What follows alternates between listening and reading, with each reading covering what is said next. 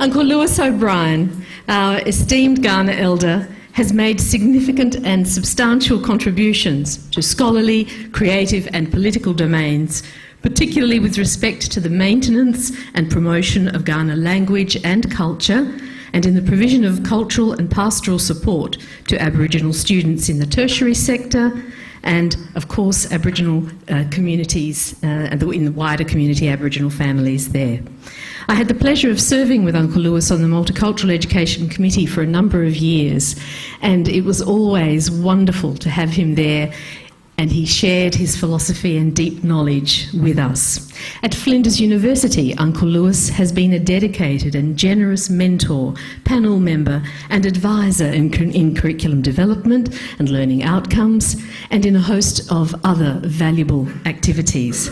We're delighted to have you here with us this evening to give the welcome to country. So could I please ask you to give a warm welcome to Uncle Lewis O'Brien.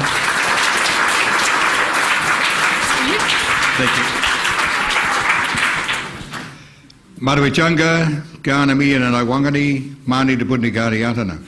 Naibiriko, Mankalakala, Tandanya, Mianako. Naito Yungandalia, Naito Yakanadalia, Padni Adlu Wadu. On behalf of the Kaurna people, I welcome you all to Kaurna country, and I do this ambassador of the Adelaide Plains people. My brothers, my sisters, let's walk together in harmony. Our people welcome people to this country for thousands of years.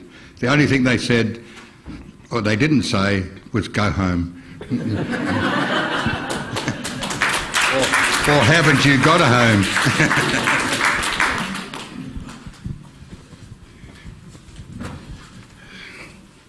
Thank you. I'm Richard Maltby. I'm the Executive Dean of the Faculty of Education, Humanities and Law, and it is a great pleasure for me to welcome you all to the third Vincent and Ruth Mcgaw lecture in Art and Archaeology.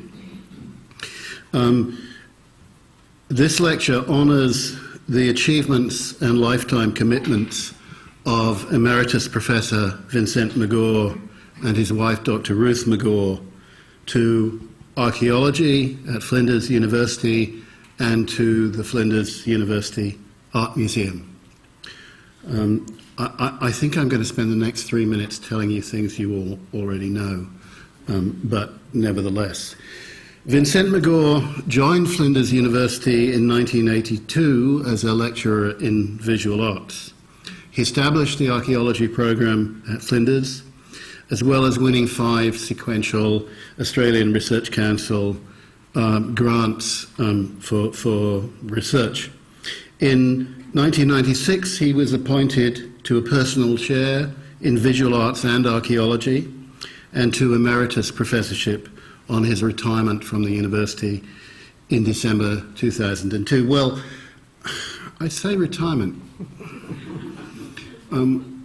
Formal, technical retirement. That meant nobody could attempt anymore to tell Vincent what to do. I have to say, after a number of years of experience, I had long before given up trying to do that. And Vincent has remained a very active presence, both in archaeology and with the Art Museum since his formal retirement. Dr. Ruth Mcgaw spent 25 years in collaborative publication with Vincent in work that, among other things, revolutionised our understanding of Celtic art in Europe. During their time at Flinders University, they also developed a joint interest in Indigenous Australian art and together established a major collection of Aboriginal art, especially that from the Western Desert, which forms a vital part of the Flinders University Art Museum collection. Professor Howard Morphy, our guest lecturer tonight, is Distinguished Professor of Anthropology in the Research School of Humanities and Arts at the Australian National University. Previously the Foundation Director of that research school and, among a number of other positions honorary curator of the Pitt Rivers Museum in Oxford. He's an anthropologist of art and visual anthropology with a major theoretical focus on the nature of cross-cultural categories, and in his own career he has moved between museums and universities, researching and curating collections, organising exhibitions. For more than 40 years, Howard has studied and nurtured a meaningful relationship with the Yolngu people communities of Arnhem Land. His pioneering analysis of Yolngu art and aesthetics, conducted with Francis Morphy, revolutionised the study of Aboriginal art and of Aboriginal art in academia. Together, they also helped prepare the Blue Mud Bay native title claim, which as a result of the 2008 High Court judgment recognised Indigenous ownership of the waters over the intertidal zone under the Land Rights Northern Territory Act. Howard has, over his career, collaborated on many films with Ian Dunlop of Film Australia and more recently with Pip Deveson, and developed e-research projects and museum exhibitions that embody his determination to make humanities research as accessible as possible to a wider public. One of his many current projects is a collaboration with David Throsby of Macquarie University to look into ways in which Indigenous Australians can be involved in cultural and environmental tourism on their own terms and in the context of regional economies. His most recent book is Becoming Art, Exploring Cross-Cultural Categories, and he is currently working with colleagues at the British Museum and the National Museum of Australia on the concept of the relational museum, linking distributed collections to source communities. In a number of respects, both in relation to the careers of Vincent and Ruth Mcgaw, as well as to Howard's own work, the theme of tonight's lecture on museums, collecting and the value creation processes that influence attitudes to the objects they contain and the people who produce them could not possibly be more appropriate. Please welcome Professor Howard Morphy. Thank you. Now, in giving a named, I'd first of all like to acknowledge the fact that we are present on Kaurna land, and thank you very much for welcoming us here. And I'd also like to thank Flinders University and very much in memory of Ruth Mcgaw and in the presence of Vincent Mcgaw, it's an enormous honour for me to give this lecture. Now, in giving a named lecture, it's incumbent on the lecturer to make at least a passing reference to the work of the honorands. This can be a difficult task. Not long ago, in 1991, I gave the Beatrice Blackwood Memorial Lecture at the Pitt Rivers Museum. Beatrice was a remarkable person, the doyenne of curators at the Pitt Rivers Museum, but it would be stretching matters to say that I'd been influenced by her work, though I did use extracts from her field diaries in my lectures. I did meet her once in 1972, shortly before I left Britain to take up a doctoral scholarship at the Australian National University. I'd been awarded a scholarship to study bark paintings, not my choice, but that's another story. I'm glad they made me choose it. I was at the time working as a research assistant at the British Museum, and in preparation for coming to Australia, I set out to record some of the Arnhem Land collections in museums in Britain. I visited the Pitt Rivers Museum in Oxford, and Beatrice Blackwood showed me around. I took photographs, and to document them, we went to the catalogues. The relevant catalogue was on a high shelf. Beatrice was diminutive. I offered to take the book down. "Nonsense," she said. She stood on the library stool and jumped to grab the book and carried it to the desk. She would have been 84 years old at the time. And this was how I introduced the Beatrice Blackwood lecture. Now, Vincent Mcgaw. I first encountered Vincent actually the same week that I met Beatrice Blackwood. I'd become the secretary of the Royal Anthropological Institute's art panel, a group of people who were passionately interested in the anthropology of art, the study of Indigenous arts. And Vincent had just returned from Sydney to the United Kingdom to take up the chair in archaeology at Leicester. He phoned me to see if the art panel would be interested in co-sponsoring a conference he was planning. I had to say that I was about to take a boat in the opposite direction to Australia. But that signals the past. But the fact that Vincent approached me, a humble graduate student, was a sign of a generosity of approach to others, regardless of their status, that in my experience has characterized his engagement with people. Indeed, Chris Gosden, referring to the subtitle of a book in Vincent's honour, wrote, "Making Connections was intended to honour the fact that at a time when British archaeology was especially parochial, Professor Mcgaw had established a cross-border community of scholars." Now, this lecture has a strong orientation to theory. I'm a little nervous in saying this since Vincent has recently made his view on current discourse in archaeological theory quite clear.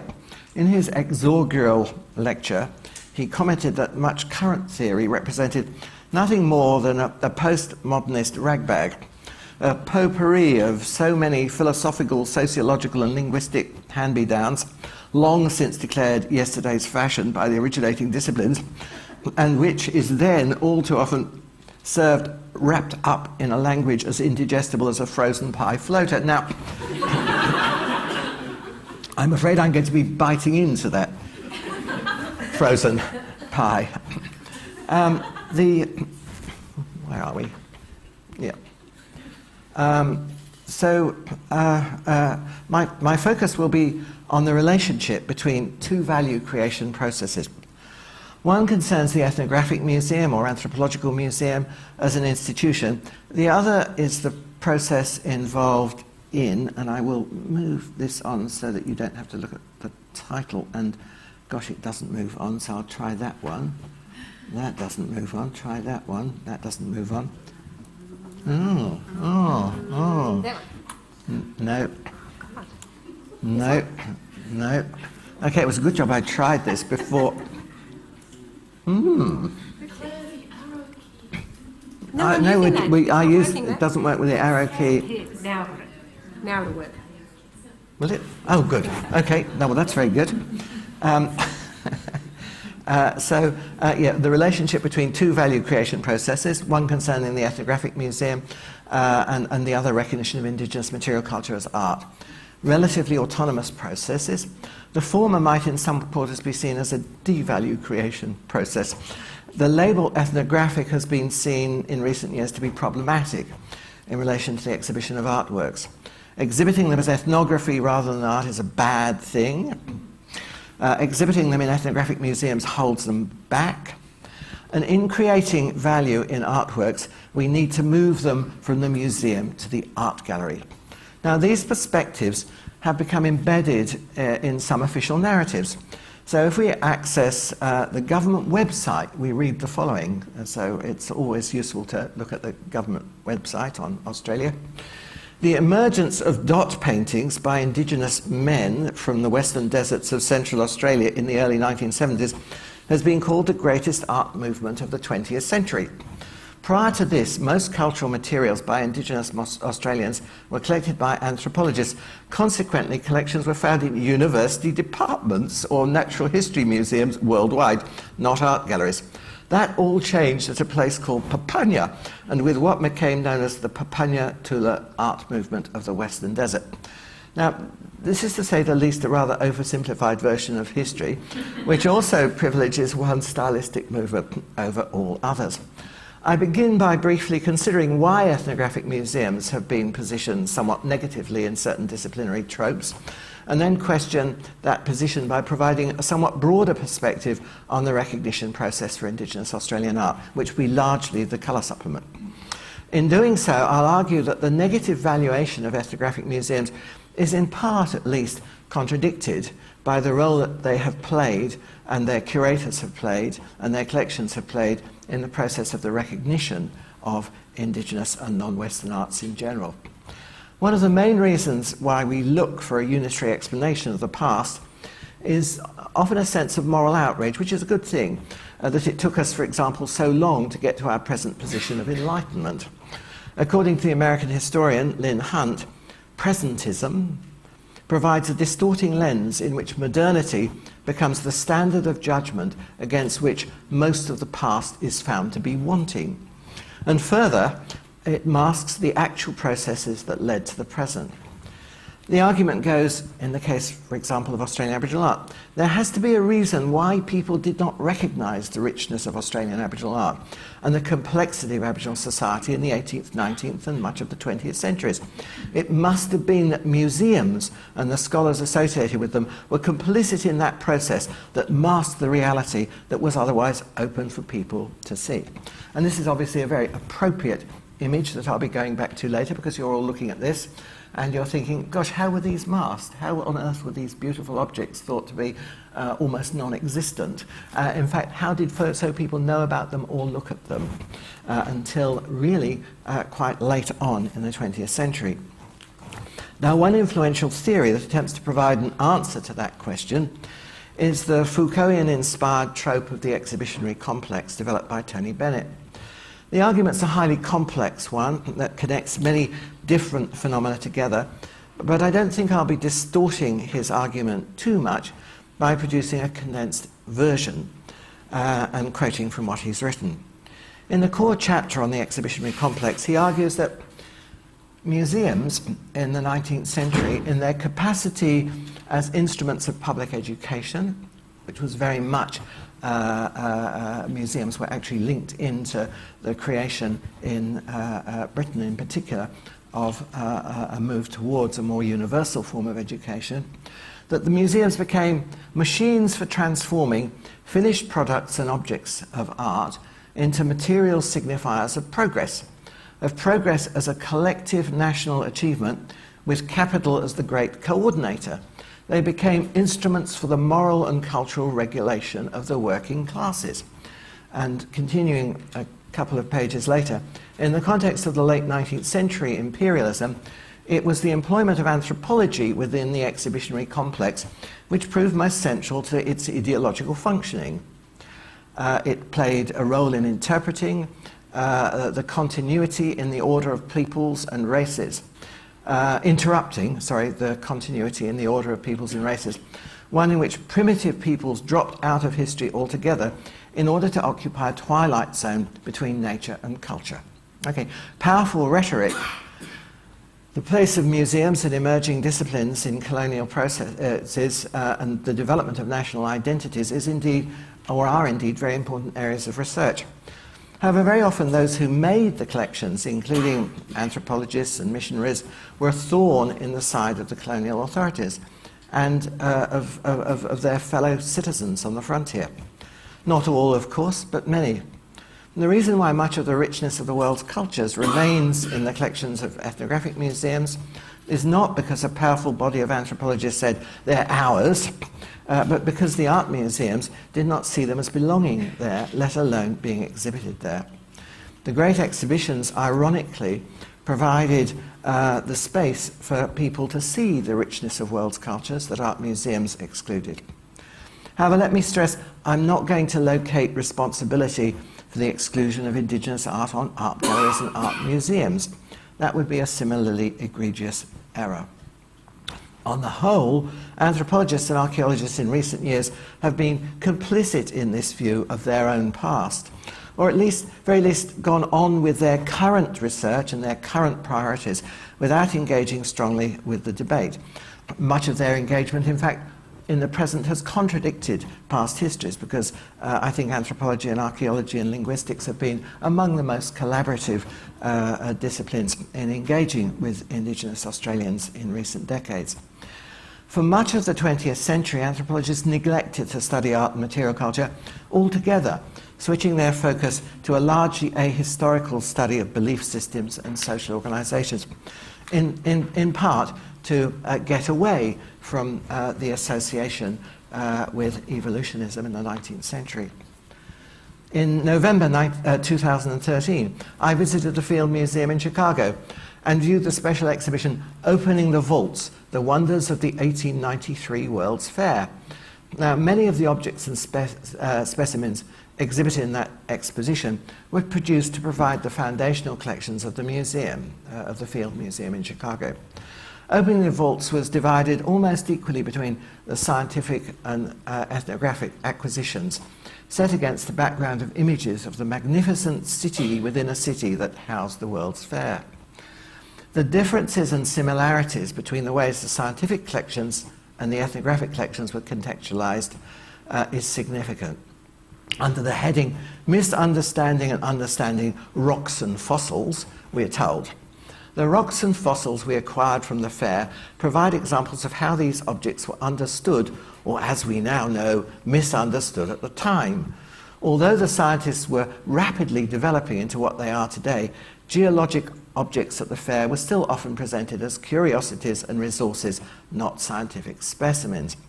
Science is viewed positively as something that has changed our understanding and as part of a process that occurred over time. Now, the panel referring to the ethnographic collections was much more judgmental in tone. Nearly all the fair's cultural exhibits are troubling to anthropologists today. In 1893, a leading theory classified cultures as savage, barbarian, or civilized, according to the tools those cultures used.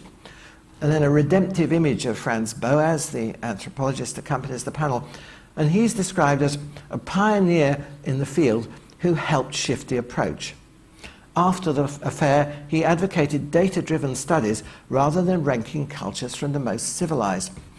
And yet, of course, anybody who knows anything about the history of anthropology, Boas was actually the main curator of the fair's cultural component. So he was the leading person there involved in its organization and setting up.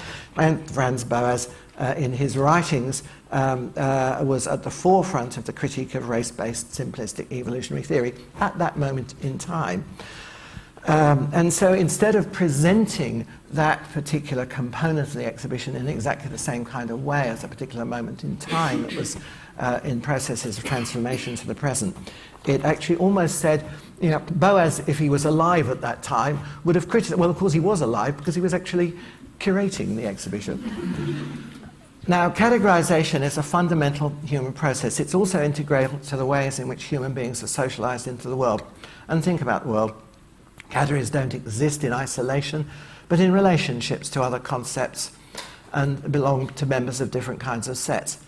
Savage, barbarian, civilized is one. Magic, religion, science, another. Craft, design, art, another. Categories can be ordered into sets that reflect deterministic relationships between things, and in the evolutionist thinking of the mid-19th century, neither religion nor art were associated with the early stages of the evolution of human society. The progress from barbarism to civilization was also the journey from craft to art, and magic to science, though at the time they were having a problem with religion, because many of the people there would have actually said the progress was actually magic to religion, but oops, all the scientists were saying that it was science. And indeed, the ethnographic reference point for art and civilization was 19th century Europe. But Boas, who built some of the major collections of Native American art, certainly didn't believe in applying such simplistic distinctions to contemporary societies, wherever they were located in the map of the world's cultures. And the Boasian view, critiquing the ranking of human societies on an evolutionary ladder, became the dominant anthropological paradigm position from the late 19th century onwards. As an academic discipline in the 19th century, Europe and America, in the 20th century, Europe and America, the focus of anthropology was on the comparative study of societies and cultures, acknowledging differences, but looking for correspondences as part of a process of cross-cultural understanding. And the ideological position behind that is summed up in the words of Ruth Benedict, one of Boas's first students, to create a world made safe for difference. Cultural translation involves the interplay of categories, of establishing equivalences that enable one to communicate differences.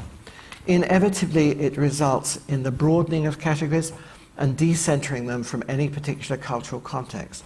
Since its beginning, anthropology has been centrally involved in category change, for example, in creating more encompassing definitions of religion, marriage, race, gender, and so on.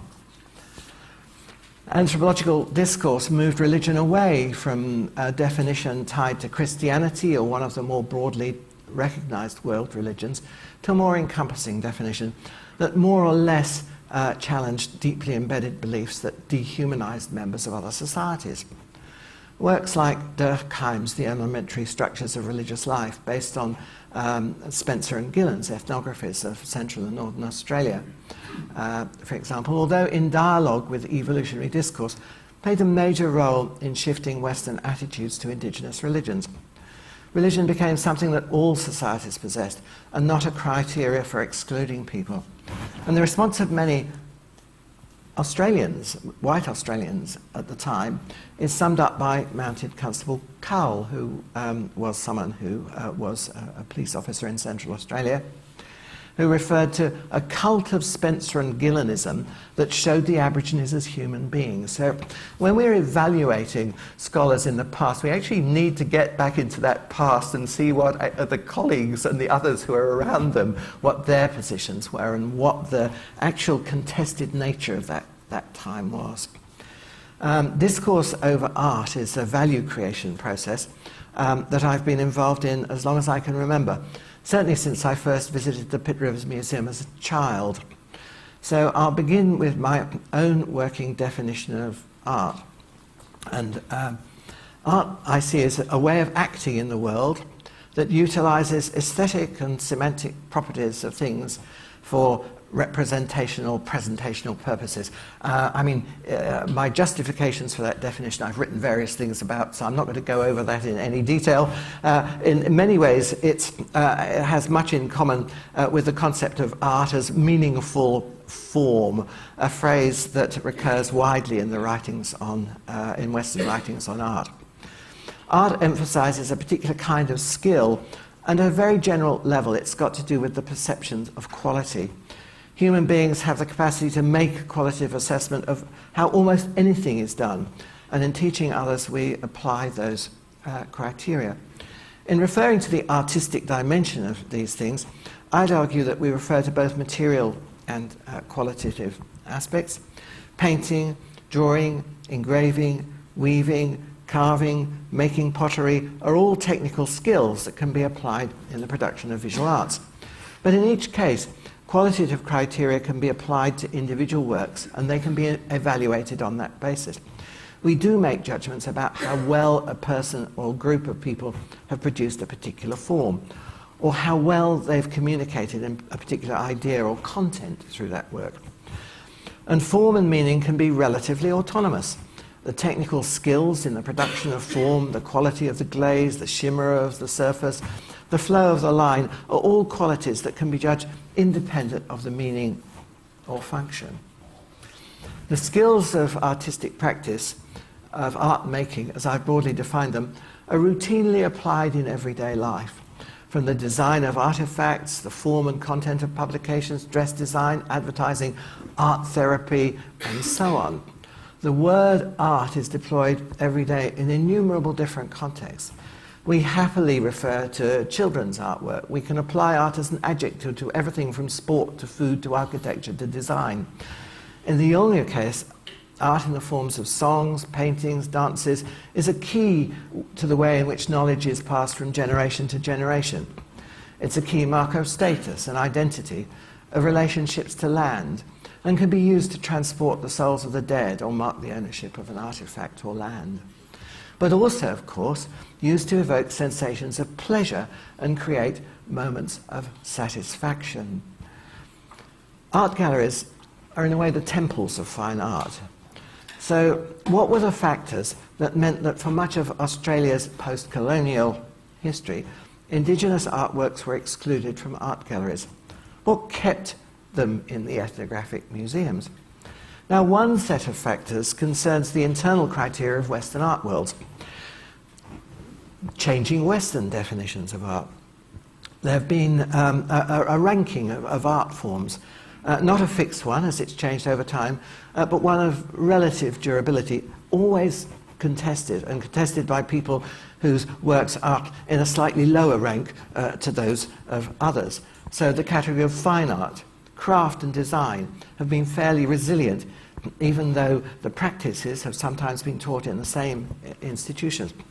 Certain media have been more highly valued in the market than others. Pottery and textiles have found it harder to gain a place in the gallery than paintings and sculptures. And works on paper are somehow of lesser value than works on canvas.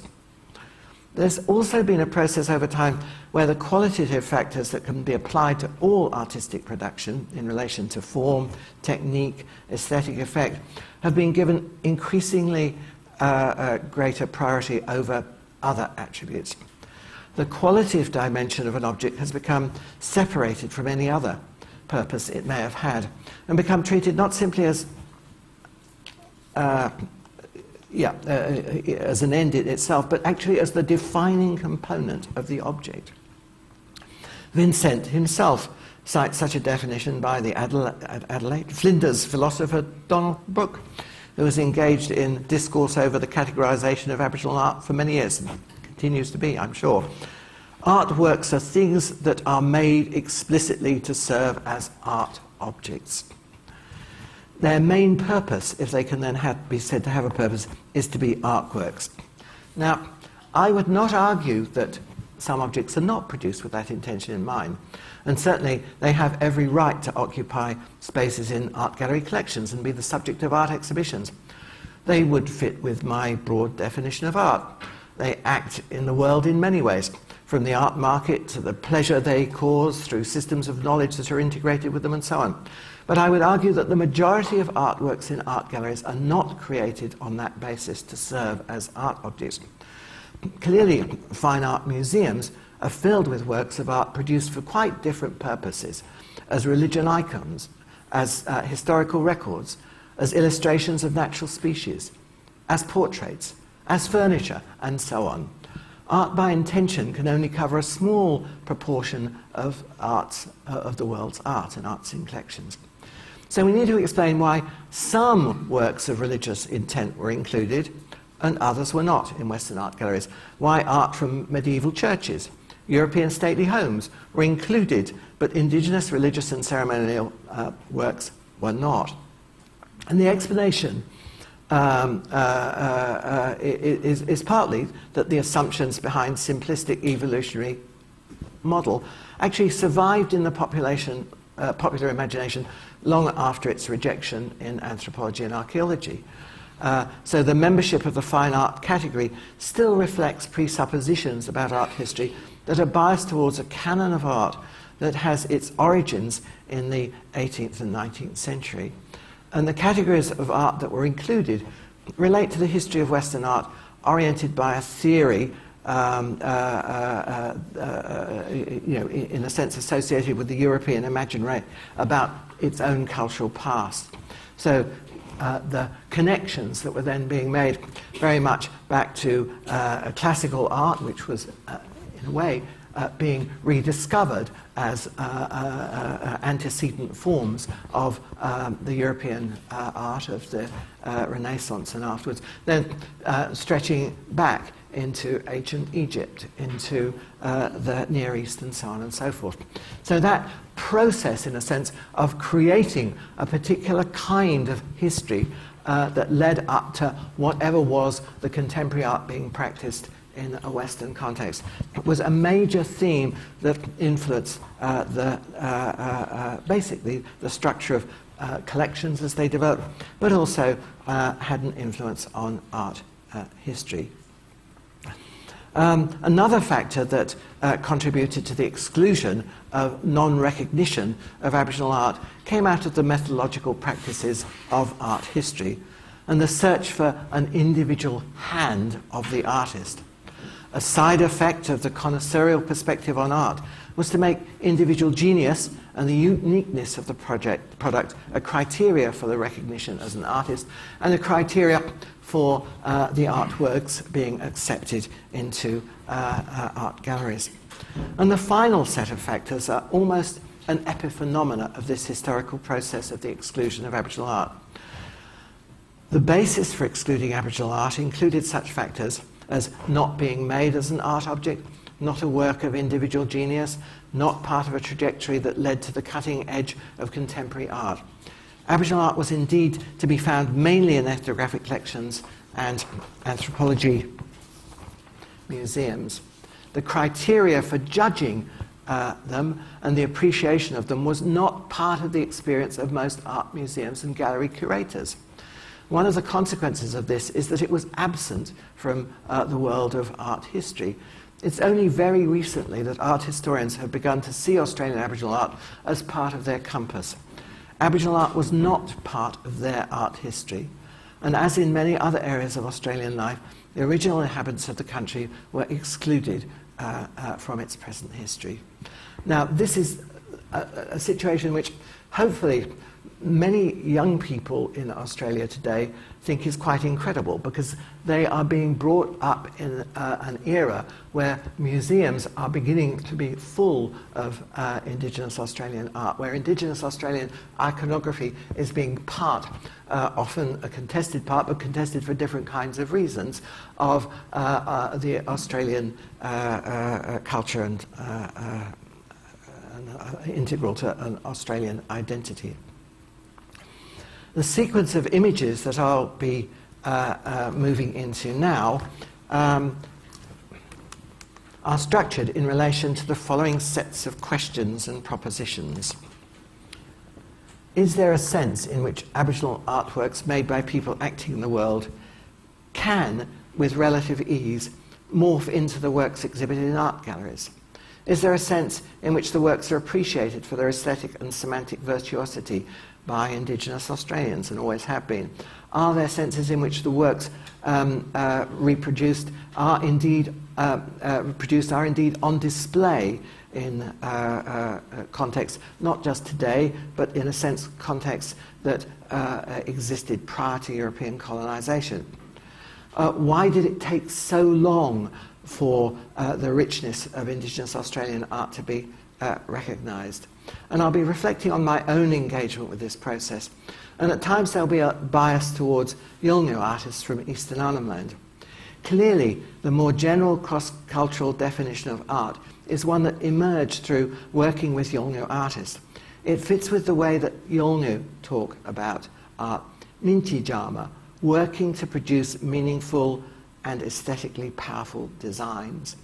And my retrospective view of Yolngu art as objects that can easily find a place in the wide Australian world of art making is one that Yolngu, through their actions, have always been comfortable with. Including Yolngu works in Australian galleries of fine art has never been a Yolngu problem, however much it's been a problem for others. So in 40 years of working with Yolngu people in North East Arnhem Land, I've actually never heard a Yolngu artist say, oh, good heavens, these works should not be in art galleries. That's a terrible place for them to go to. And indeed, when I was first of all working there, I'll come to that a little bit later on in the colour supplement. So I'm going to begin by showing a series of works made by Indigenous Australians. Now, if you actually start thinking of European art as it has been in different eras of the colonisation of Australia, would they have fitted into European contemporary artwork? Would this be a European contemporary artwork of the 1780s? Unlikely to be. But what it is a bark modesty cover for women in Groot Island. It's an aesthetically incredibly beautiful object rubbed in red ochre. It could be there in some senses as a work of really very contemporary modernist art. This, an environmental sculpture. This is in near Yilpara on Blue Mud Bay. This is a work that was first recorded by Donald Thompson when he visited the region in 1935, at the time when he was sent in to find out why Yolngu had been so much involved in the defence of their land against intrusions by outsiders. And this has been renewed until the present. It represents a stingray.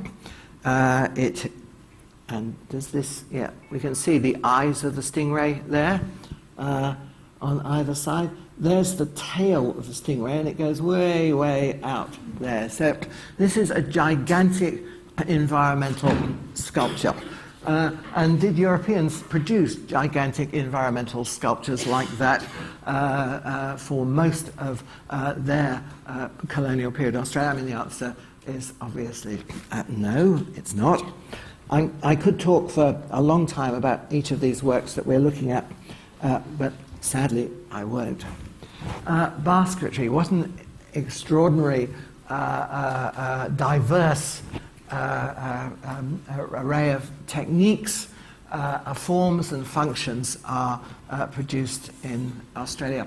The work that you see on the left is a ceremonial dilly bag from northeast Ireland that's in the Burnt Museum at the University of Western Australia. It was given to Ronald Burnt by Malang Marika, a painting of whom we'll see later on when Ron was doing his fieldwork there with Catherine in the 1940s. And it's occasionally brought back to Northeast Island land when a particular ceremonial performance associated with the Janko sisters take place. On the right, we have at the British Museum from the 1851 Great Exhibition, the only kelp water carrier that actually exists from that time. None exist in any collections in Australia or anywhere else in the world. They were known primarily to contemporary Aboriginal artists and people from drawings that were made by the French expedition of Perron. This is an exquisitely beautiful object that was there in the British Museum collection via the Great Exhibition. In the Great Exhibition, it was actually in a section which showing innovative uses of raw materials in the empire.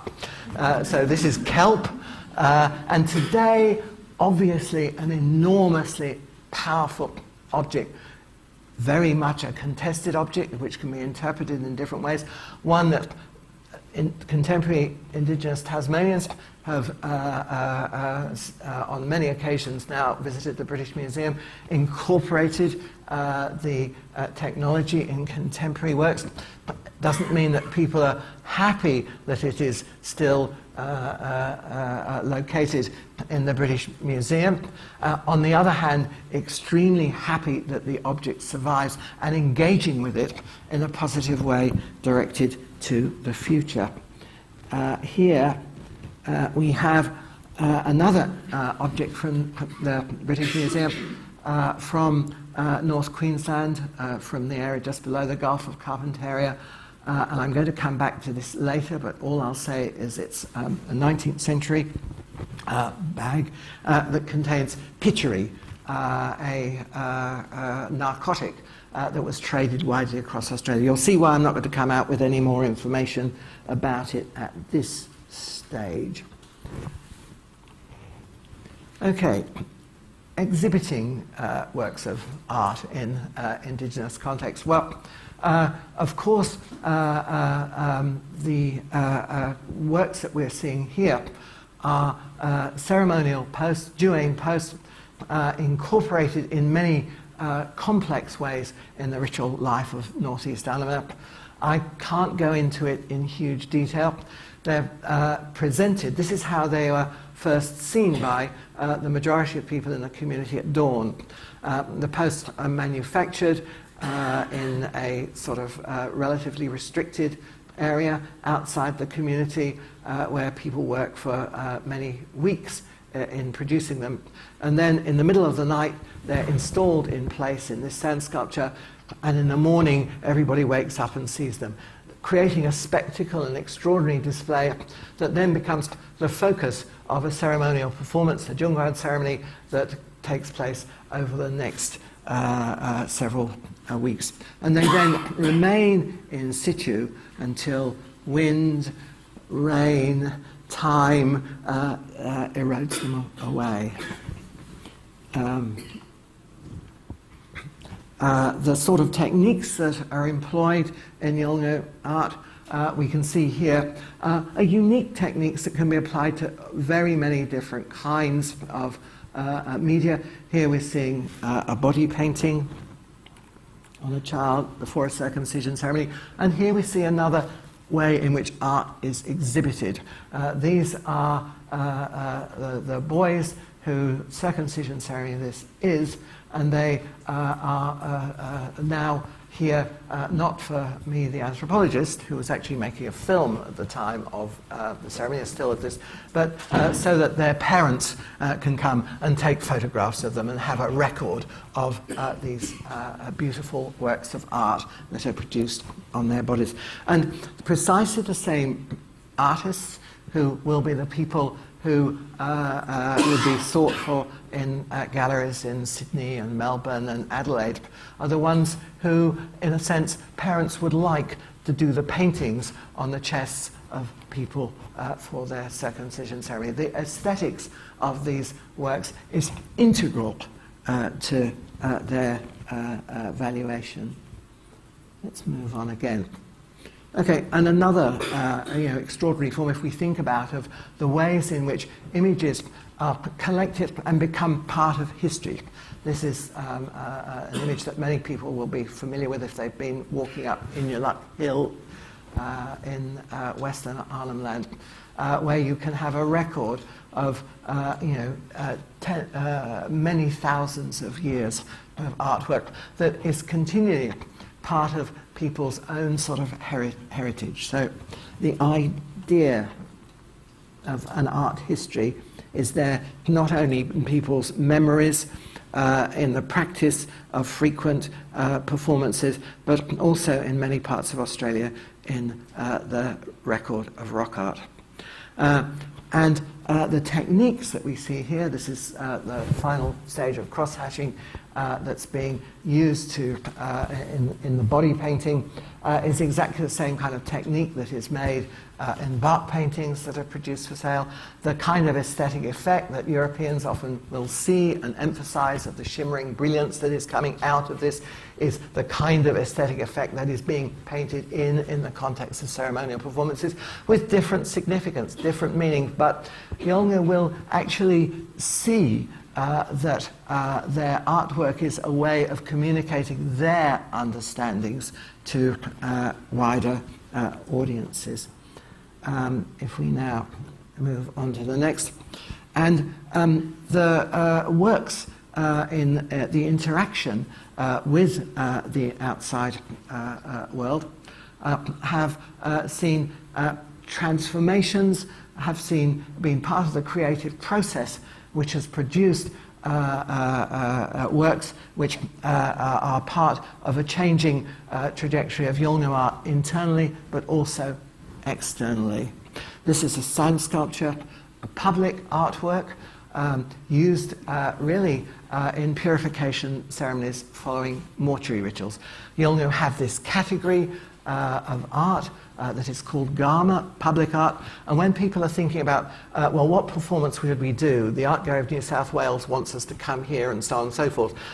They'll say, well, it might be a good idea to put that ceremony on because it's quite fun, people can appreciate it, and it's one that is open for everybody. So people are making decisions in relation to the place that their art has as a way of acting in their own society, but moving it into another. And then the aesthetic transformations that take place, as we'll see in a minute, are similar. I'll take my glasses off, it's easier to see. And these are actually transformations by two artists, Narichin Mamer and his daughter Galama, that relate to that particular sand sculpture. So they're reflections on the significance, meaning, place of that sand sculpture in Yolngu ritual, but they're done in such a way that they very much communicate aesthetically to the outside world, but have documentation that goes with them, because in his artist statement when he was at the Sydney Biennale about 10 years ago, Jambawa Marawili said something that Yolngu are always saying, we've got to let people understand these are not just pretty things, all have got meaning, all have got value. And if we then move on, we see one of those contexts in which this sand sculpture, Yungapungapu sand sculpture, has been moved into a national arena. This is an exhibition that Yolngu working with Yolngu co-curated for the opening of the National Museum in Canberra. And here we've got a Yungapungapu sand sculpture with a series of hollow log coffins associated with it. So now, and this is Wukun Wanambi, again, moving sort of Yolngu works of art, transforming them in some ways for a public context. These are based on hollow log coffins, but they are never hollow log coffins that would have been used in Yolngu mortuary rituals, because they're emphasizing things like the quality of the wood, using the natural fragments of the structure of the wood for aesthetic effect. Now, that's in the British Museum. Okay, so we've seen a whole series of works that we can see, well, actually they foot into all sorts of different, genres. They have echoes of different periods of, Western art and other forms of art they map on, but they're part of, in a sense, this relatively independent, autonomous trajectory and the diverse trajectory of Indigenous Australian art. Why weren't they seen as art? Well, I'm suggesting that in some cases they weren't seen as art because they really didn't fit in with European conceptions of art at those particular periods of time, because those conceptions change. Sometimes they would be works that would be classified as craft at a time when craft was being moved out of the galleries and so on. But people did see them as works of art as well, and then denied that they were Aboriginal artworks. So these are Wandjina paintings from the Kimberleys. This is great drawings of them. He's writing about them. They couldn't possibly have been made by Indigenous Australians. They're much too beautiful. They're much too powerful. And that particular line of argument that links in to that evolutionary schema is one that had currency really going a long way forward in time. So what one was engaging with was a process that was challenging both presuppositions and getting people to see Indigenous Australian art in the same kind of frame that we give to seeing other art works. So one of those frames. Now, okay. The history of the recognition of Aboriginal art actually has many moments when it almost looked as though it was going to happen, well before Papunya Tula. So there were many people from early on who were really strongly writing about the aesthetics of Indigenous Australian art. These are two works collected by the anthropologist Baldwin Spencer from Gumbalanya and Pali in around about 1912. Now, these are extraordinarily beautiful works, but they have largely been unexhibited in Australia. They've been mainly in the National Museum of Victoria. They occasionally moved across into the National Gallery of Victoria. They moved across on one occasion for a major exhibition of Aboriginal art in the 1930s. And we see these beautiful works on bark here. How were they contextualized? Well, for heaven's sake, this is Leeson's drawing of the artist on the catalogue page. Lisa, who also actually denied that a lot of the rock engravings of the Grampians were made by Indigenous Australians because they were too good. So this in the 19th, so there were always these kind of currents of recognition, and then in a sense people were, I mean, you can't imagine how they allowed that to go on the catalogue.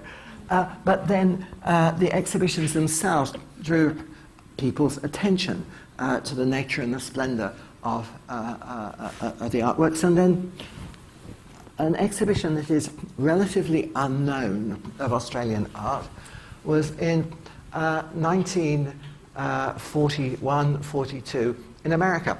This was a huge exhibition called Australian Art. And it was part of the relationship that was developing between the United States of America and Australia, trying to encourage a Pacific alliance that would help in the war against Japan, partly. And so a curator from the Yale Art Museum, Seitzer, came to Australia, spent some 4 months going to different art galleries in Australia in order to put together a collection of Australian art. And the archive for this is quite fascinating because you have his reflections on it. And he actually, I mean, a little a bit unfair, I think, probably about non-Indigenous Australian art, but he was saying, you know, if we exhibit most Australian art of the present in America, people are not going to come and see it because they're going to think it belongs to a sort of hackneyed version of, you know, a colonial genre of art in America, and it's not going to be exciting.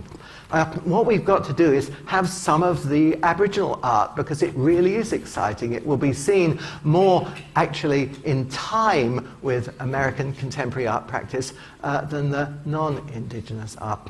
So this exhibition had many works of from the Bach painting collections, but also other artists, including Tommy McRae, whose works again were largely unknown in an Australian context. And so here we have sandwiched between a work by Salvador Dali and Joan Miro, this painting that we've seen previously collected by Spencer. And just to see what they look like in colour, because this is in the New Yorker, but a big spread in the New Yorker. It went to the you know, Metropolitan. It was exhibited right the way across Australia, this exhibition. There we see. Okay, now back to Mawalong and an important moment in and Ron Berndt, and an important moment in Australian art history and the acceptance of Aboriginals. Another of those important moments, because Ron Berndt in 1946 went with Catherine to do fieldwork in North East Adelaide. Ron was someone who was passionate about Aboriginal art, came from Adelaide, and Adelaide has actually played a very important role in the history of the recognition of Indigenous Australian art in recent years, and made these huge collections. They were exhibited, some of the works that the Bernts collected, in David Jones's art gallery in Sydney. David Jones' art gallery was one of the places where contemporary global art was being exhibited in Australia for the first time. And a man called Tony Tuxson came, saw that particular exhibition, bought a couple of Bach paintings from Tony Tuxson. Then eventually became the deputy director of the Art Gallery of New South Wales. He was already oriented towards Aboriginal art. Then Tony Tuxson, who was an orthopaedic surgeon, passionate about Australian Aboriginal art. He was someone who thought, how can I actually, as an orthopaedic surgeon, you know, study and collect Australian Aboriginal art? So, well, also, well, there's that posture that Australian Aborigines do that I can't really do, standing on the one leg like that. Well, I'll look at what the effect is on their bone structure. So put in for the equivalent of an ARC grant and went out and really began to make these collections himself. He talked to Tony Tuxson and said, really, these should be in the art gallery. Why aren't they in any art gallery? And Tony Tuxson's response was, actually, what all good art curators should say, I'm sure, we don't have any money, you know, if we had some money we'd get it. And Schuylkill said, money's not a problem. So that foundational collection that entered the walls of the Art Gallery of New South Wales, made by Tony Tuxton, himself a closet abstract expressionist painter, so someone who was oriented very much to the cutting edge at that time of the sort of avant-garde in art, you know, inspired by a collection of artworks made by anthropologists, exhibited in David Jones in Sydney. Okay, very important moment, because that, although that was still fragile, because as late as the 1980s, the Art Gallery of New South Wales wasn't sure whether the art gallery was quite the place for these works of art. They were thinking maybe it should be moved to the Australian Museum, even at that moment in time. I bet they're incredibly glad they didn't make that foolish decision. So there they are. These are the Pukamani poles, and you can see at the back the paintings from Yirrkala. And this is a photograph at the installation of the Pukamani poles in the main entranceway of the art gallery. Now I'm going to move on quite quickly now, very quickly really. This is my original engagement with Indigenous Australian art. Now, you've seen some of these in a different form when I was giving my introduction. This is the cover of the records of the South Australian Museum, Volume 1, almost entirely devoted to this collection of towers from Central Australia. And I did my master's thesis not really focusing on the aesthetics of towers as such. I mean, it was integral to it. I was interested in the ways in which they were used to communicate meaning. I obviously have no time to go into the detail of my study of towers. It is possible to read articles on them. I did think that they were charming, beautiful in many ways, and I, in a sense, showed how they were able to operate as direction markers, because, in fact, what they do, according to the documentation of Reuter that accompanies them, is they say, we have gone to such and such a place. And by reading the signs, you know the place that they've gone to. I'll give some brief examples as I go through.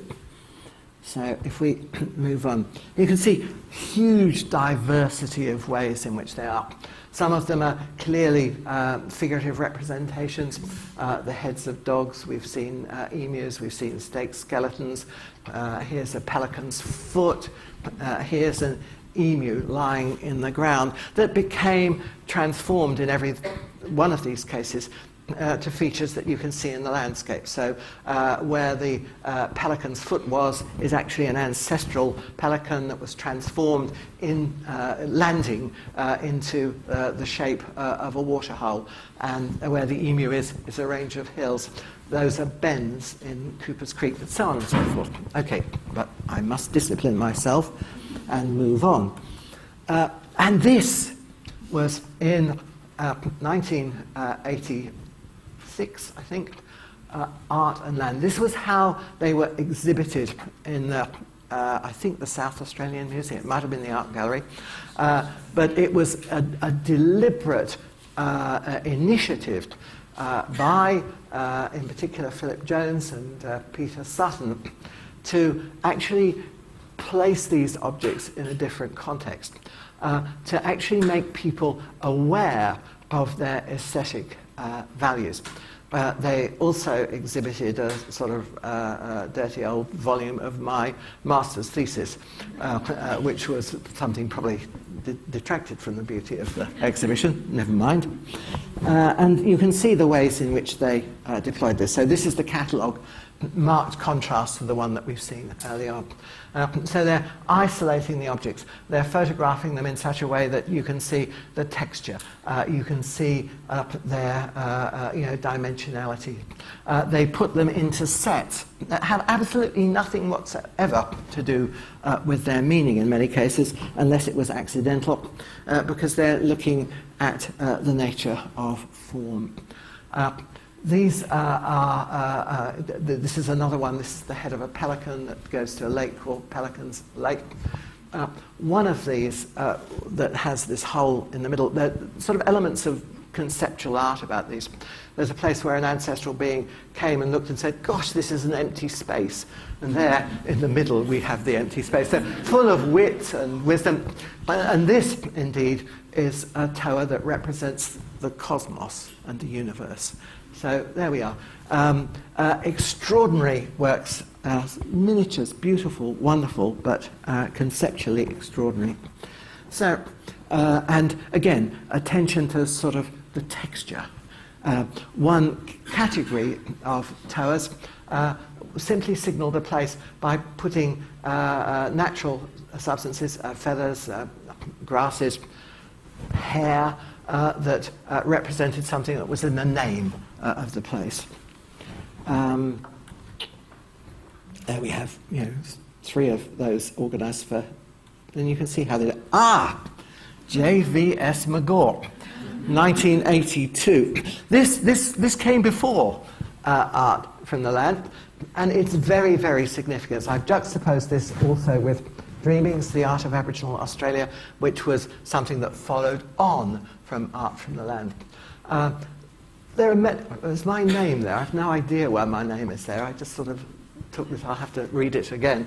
But the really many significant things about this is this was when Vincent came back to Australia as someone who was passionately interested in art, in world art, a study of Celtic art, but he saw that something important was happening in the context of Indigenous Australian art.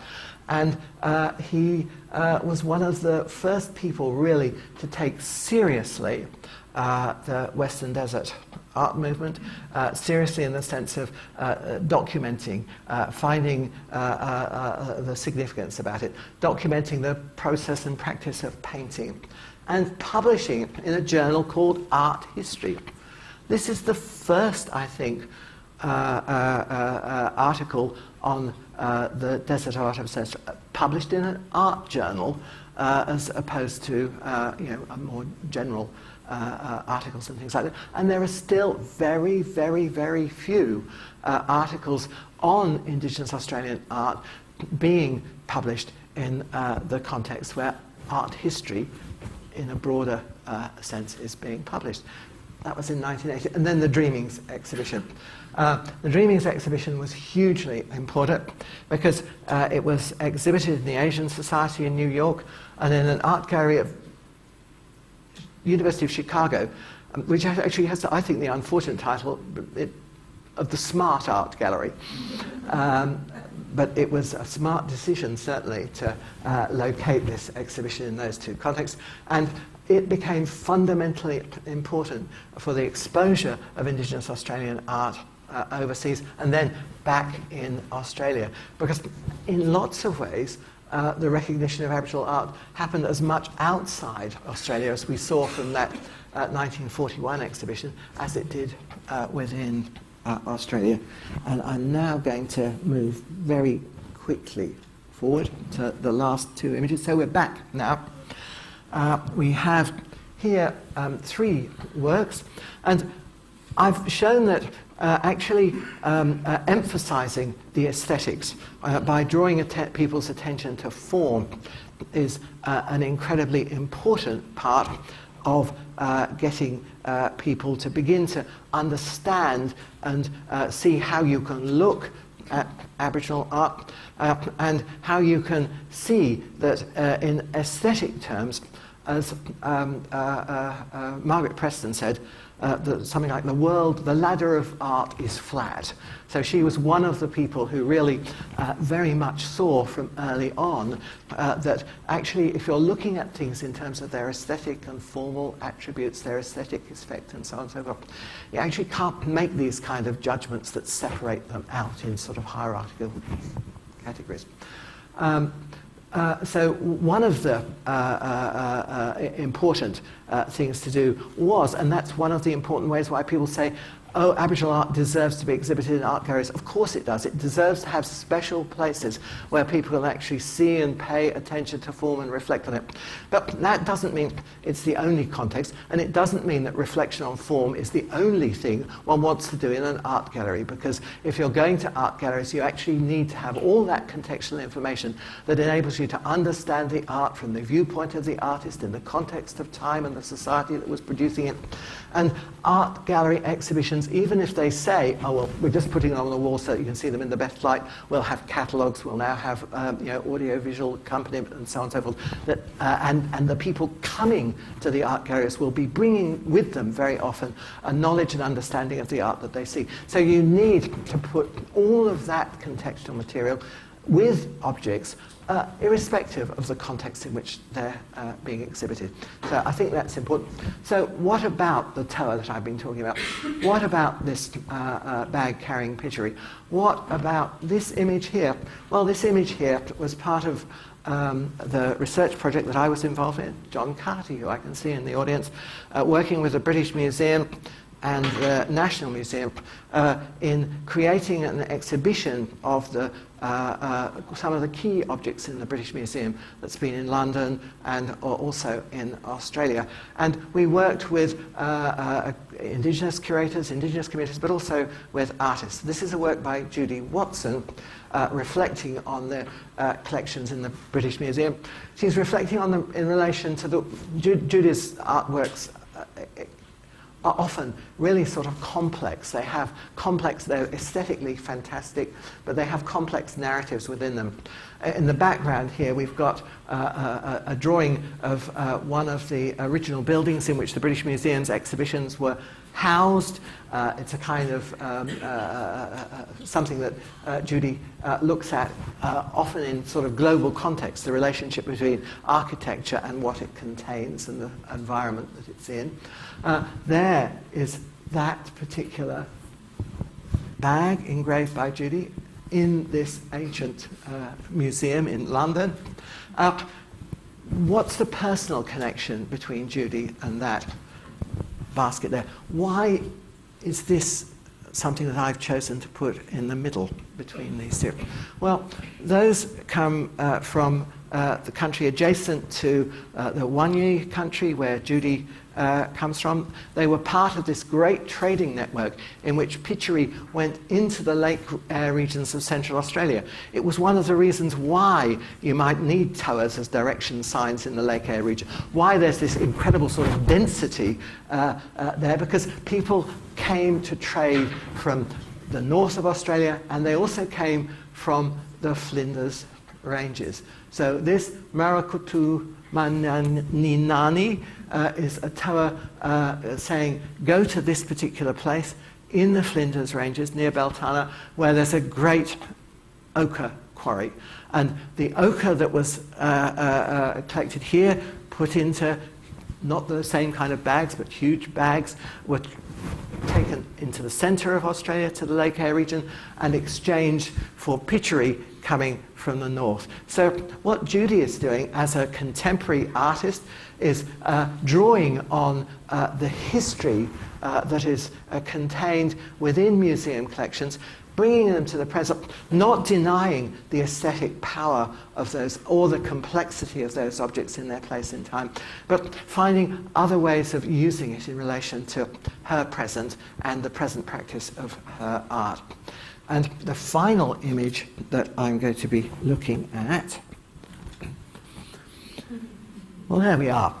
This, you'll see in the background there, that is actually one of those Yingapungapu sand sculptures used by Yolngu in mortuary rituals. That is by Narichin Maimur, Wukun Wanabe's grandfather. we are seeing it with the Deputy Australian High Commissioner in London, because it's in the High Commission. And Ishmael Marika, who's there as well, was one of the other people, a Yolngu filmmaker who was working with us on the exhibition. And you can see how pleased Wukun was. I mean, we were with him when he suddenly saw this painting of his grandfather's. But Narrachin also would have been very pleased, because Narrachin was using his art as a way of communicating widely the values of his society, of his culture, of his way of life. And here is another painting of Narrachin's, because at the same time as doing that, Narrachin was very much involved in the Yolngu struggle for land rights. Narrachin was the person who actually did the paintings on the bark petition. And here he is actually making a statement in Yolngu art about the Yolngu, the Indigenous ownership of Australia, showing the sense in which these totemic Australian animals are first and foremost totemic animals of Indigenous Australia. I'm a bit disappointed that, I mean, Tasmania seems to have become what in Yolngu iconography is actually a sea monster, but I think that's probably just a little bit. Actually, it's almost got a hand on Adelaide, I think, there. I'm not sure. Okay, I think that's enough for me now. Thank you all very much.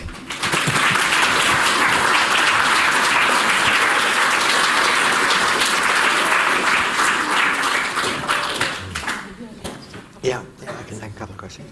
So, thank you, Howard. That was fascinating, challenging. The theoretical stuff was very interesting and very thought-provoking and fascinating. So, Howard's happy to take a couple of questions. So, if somebody is brave enough to be the first person to ask a question, John Hardy should do it. No, there's something there. No, we have someone braver at the front. Yeah, sorry. Yes, my name's Drew Booth. Yeah. I was just wondering how you would place anthropologically European landscapes, portraits, not to mention advanced abstractionism and non-representationalism. Well, I mean, in a way, I use the kind of thing that both sort of Tony Tuxton and Margaret Preston, in the sense, first of all, of the idea that aspects of artistry exist quite independent of any particular genres or forms. So there are ways in which you can look at components of artistic practice without having to place them in a precise historical context. You have to know something about them. You have to know how they are, doing what the artist wants to do. So you actually have to look and observe. So I think, first of all, before coming up with any sort of general answers, you actually have to learn through the process of researching the form and how it was produced and why it was produced in those particular kinds of ways. And I think it's very interesting when we sort of use categories, which we can do as sort of landscape painting, portrait painting. There is a sense in which those categories need to be filled quite generally, but it's quite difficult to fill them. And that sometimes will stretch people's imaginations.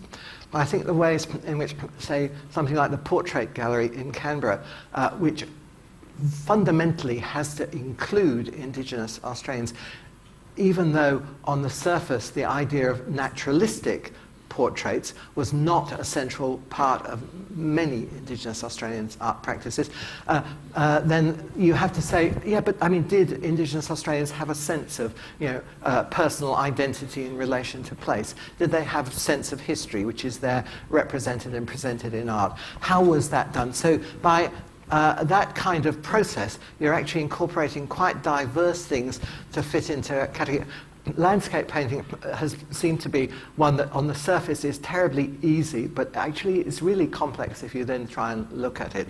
I mean, it's easy to say, oh, Australian Aboriginal painting, dot painting, that's landscape painting. There it is. It's got sort of, features of the land and so on and so forth, just like maps. And I mean, I can make those analogies, and they are partly meaningful in some ways.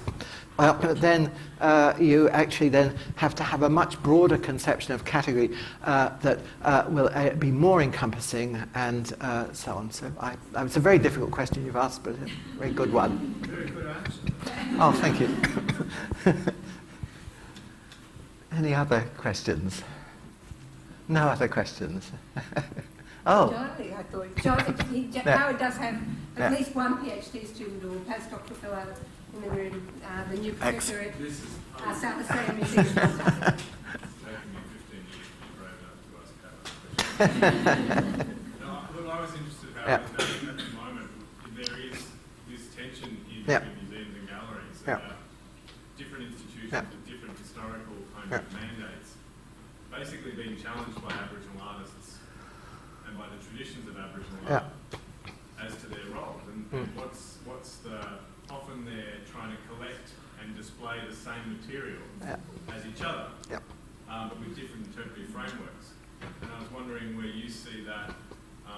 Often it can be a complementary and really productive tension, but often it's a bit of an oppositional one as well between institutions. Where you see that heading over the next period in Australia. Well, I think it's a very exciting time for those kind of things in general. I mean, it's interesting, in America, sort of art galleries are called art museums.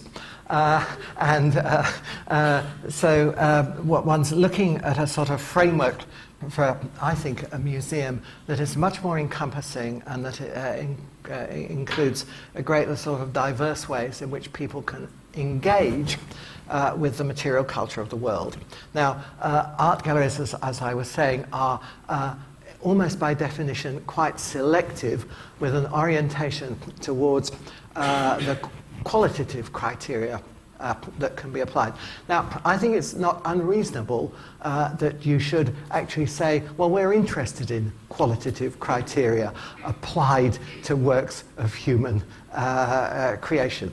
And we are interested in particular in ones that are drawing attention to the aesthetic, emotional, expressive areas of human. So I think that we want to make sure that we don't suddenly say, well, everything that would be in a museum of anthropology, natural history, whatever else, should actually suddenly be moved. It would be nonsense. It would be crazy. And we're also bearing in mind that people change in the judgments that they make over time. If it hadn't have been for somewhere like the South Australian Museum, it would be very, very difficult to do an exhibition of towers because they're not anywhere else. So, and they were not recognised at all for very long periods of time. So museums are in some ways storehouses of human sort of creativity, human history, from which one will be drawing on for different particular kinds of purposes. I think the problem is if you actually overemphasize the sort of, if you like, the sort of more elite side of an art gallery in terms of being a space that has an established collection that represents an established set canon, you're actually going against the interests in some ways of sort of dynamic art practice.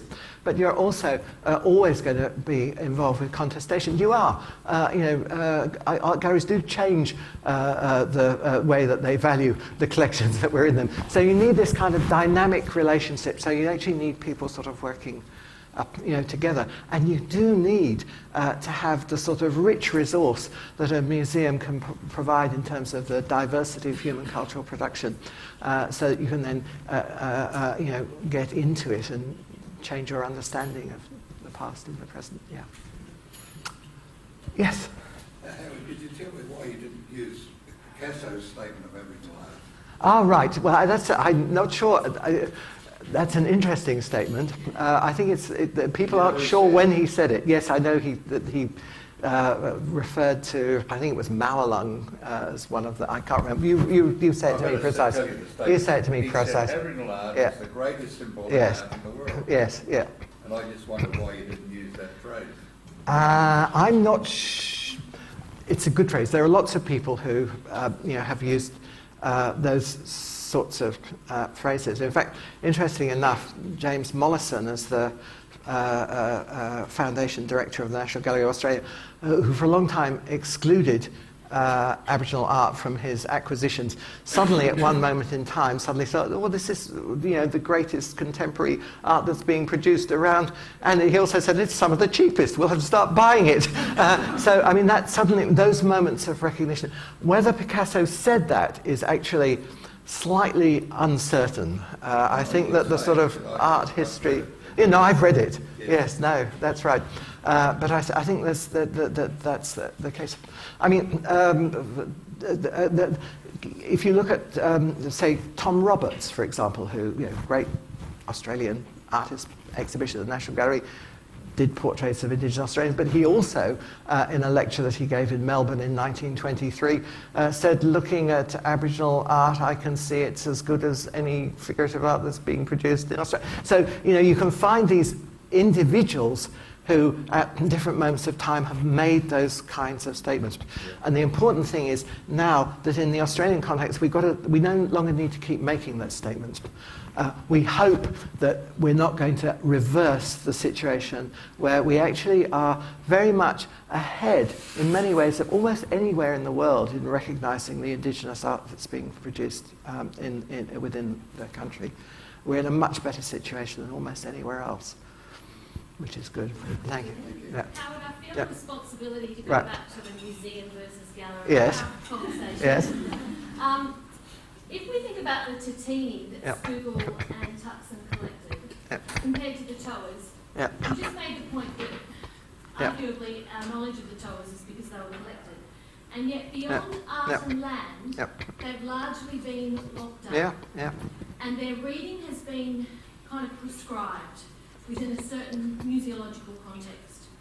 And I'm interested in your thoughts on how that compares, because I think it's a relevant comparison with the Pukumani, and how the placement of one within an art gallery context versus the placement of the other within a museum could be seen. Because you could argue, I know people in this room know the Towers, and Margaret Preston certainly knew them and drew them, but nationally I'm not so convinced.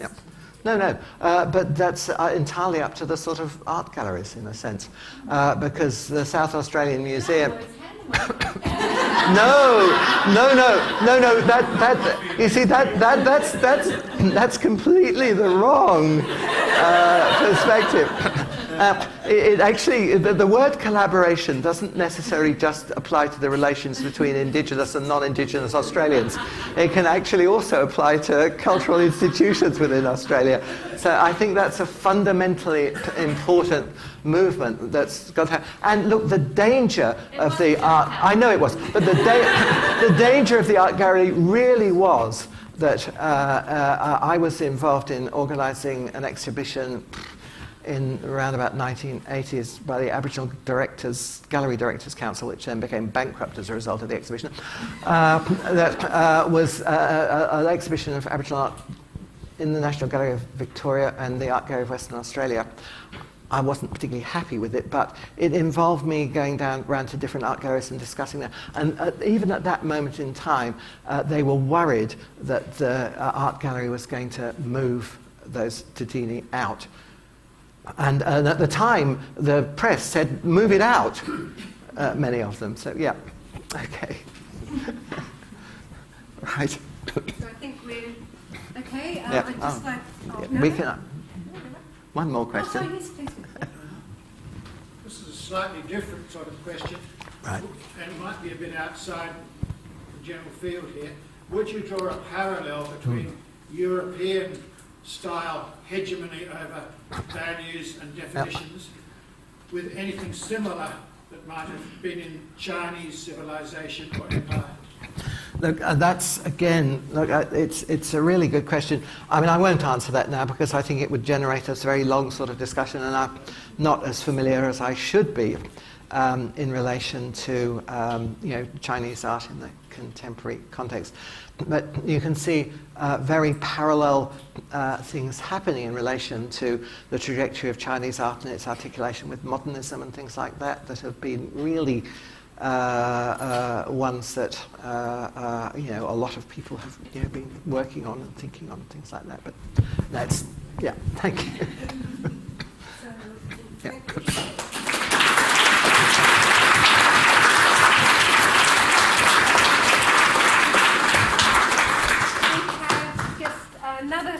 couple of items of business. One is we not only have the Mcgaw lecture, but our department is blessed by having a wonderful Archaeology Society.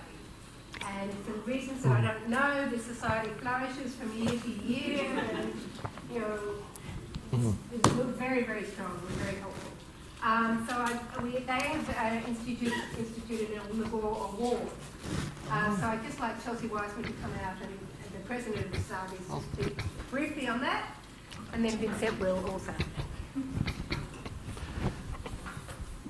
Do I need to be mic'd, or shall I just shout at you? I'll just shout. Go near the thing that's Oh, all right. Beautiful. Cool. All right. So first of all, I'd like to thank you all for being here this evening. It's wonderful to see so many interested people here tonight. And thank you, Howard, as well, for that very insightful lecture. I would like to take this opportunity to talk to you all about the Ruth and Vincent Mcgaw Award for Outstanding Collaboration in Archaeological Research and Practice. So this award is awarded to a team who have been seen to show outstanding collaboration and who have contributed extensively to archaeological research as well as the broader discipline. The award was announced in 2013 at a party thrown in celebration of Ruth Mcgaw. The award aims to celebrate the contributions of Ruth and Vincent Mcgaw, who have both had a profound impact on archaeology at Flinders, as well as celebrating the accomplishments of archaeologists at Flinders University. Now, while typically the recipients of this award are announced at this very lecture, ArcSoc will be operating a little bit differently this year. I'm announcing the nominations open presently and will be emailing all the relevant information to ArcSoc's members as well as the Flinders Archaeology Department's mailing list. Now, these nominations will close at 5 p.m. on the 30th of June, and the recipients will then be announced at the first Archaeology seminar for Semester 2. To provide a little bit of information about the award process, the recipients of the prize shall be a team of 2 or more members of the Flinders Archaeological Society or affiliated with Flinders University Archaeology Department. The recipients shall be determined by an appointed panel who shall assess each of the nominations, and the nominations must be submitted in writing to the current president of the Flinders Archaeological Society, which is me, along with suitable justification of outstanding collaboration. And I encourage all of you who can to consider nominating, as I believe the values that this award embodies are integral to archaeological practice and have come to define Flinders University in its archaeological research. Thank you.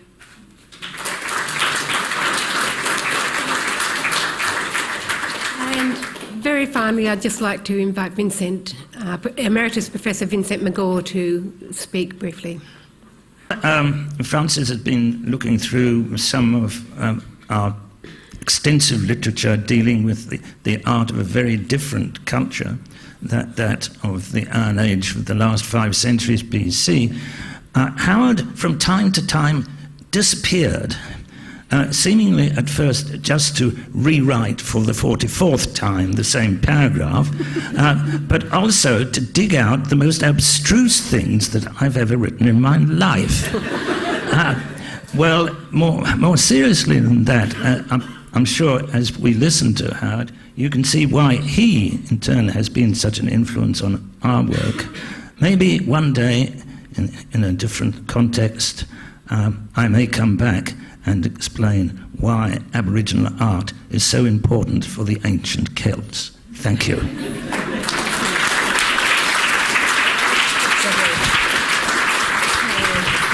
And thank you once again to Professor Howard Morphy for a wonderful lecture.